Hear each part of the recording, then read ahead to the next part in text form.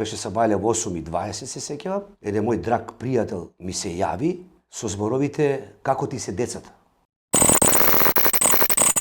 Кочани е мал град во источниот дел на Македонија со околу 20.000 жители. За секогаш ќе остане запаметен во историјата на Македонија по страшната трагедија во која што загинаа 59 млади луѓе, а над 200 беа повредени во пожарот во дискотеката Пулс.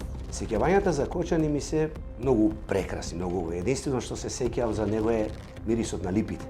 Во Кочани има огромен број на липи кои напоред мирисаат застрашувачки убаво. Кочани е прекрасен град, не знам дали знаете, прогласен многу пати за најчист град во Македонија. Меѓутоа сенка фрли овој немил настан. Кочани како Кочани е навистина мирен, тивок, топол град. Некој го викаат играчето Петор. Роден сум во Кочани и до својата 18-та година живеев во Кочани. Потоа во тоа време после 18 години мораше се отиде во војска, во поранешна JNA. Потоа дојдов во Скопје на правните студии и запишав правните студии, ги завршив, станав адвокат. За несреќата слушнав многу застрашувачки. Беше сабајле во 8:20 се сеќавам. Еден мој драг пријател ми се јави со зборовите како ти се децата. Добри ми се деца, зошто ме прашуваш? Па вика, пушти телевизија, ќе видиш зошто те прашувам. Тоа беше поразувачка информацијата. Нозете ми се подсекоа. Нозете ме преплавија страотни чувства на болка. И сега кога зборувам, па и сега го чувствам истото. Јас имам мајка таму, се уште жива и досега не сум отишол во Кочани, бидејќи има примери на мои блиски луѓе кои нивните деца се загинати, повредени и така натаму. Мислам дека се уште немам храброст да се соочам со нив. Имам чувство дека овој град ќе стане град на духови. Половината се иселени во странство поради неможноста да остваруваат приходи на своите семејства, а другата половина заврши како што заврши на цела генерација, се избриша од лицето на земјата. Не верувам дека Кочани ќе биде ист после сето ова. Колективното непостапување на државните институции и со години наталожената корупција е главната причина поради која што се случуваат вакви трагедии не само во Македонија, туку и во светот. Решение за тоа е, мислам дека државниот апарат да се мобилизира и да почнат да ги апсат сите оние кои се огрешиле кон законот, ни повеќе ни помалку. Кога јас растев во Кочани, апсолутно можеше да останеш доколку сакаш, да одиш каде сакаш и да бидеш со кого сакаш.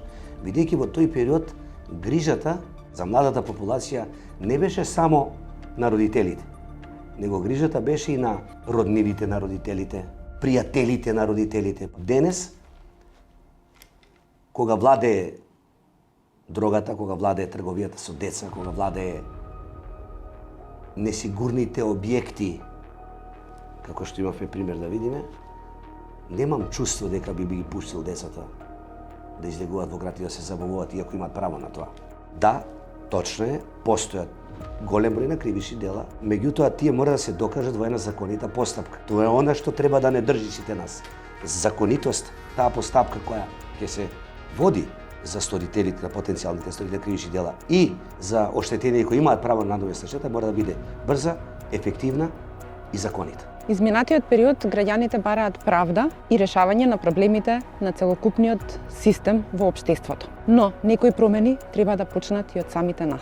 Иако во општото мнение кај сите нас е дека нема правда или тешко се стигнува до нејзе, меѓутоа правдата одсекогаш била таква, спора, но секогаш пристигнувала. Суштината на овој конкретен случај е што треба брзо и ефективно да се мобилизираат сите единици, особено во полицијата, особено во истражните органи, обвинителството и така натаму, да се превземе на сеопфатна акција каде што потенцијалните сторители на кривични дела ќе се изнесат пред лицето на правдата и во една законита постапка ќе бидат казнати.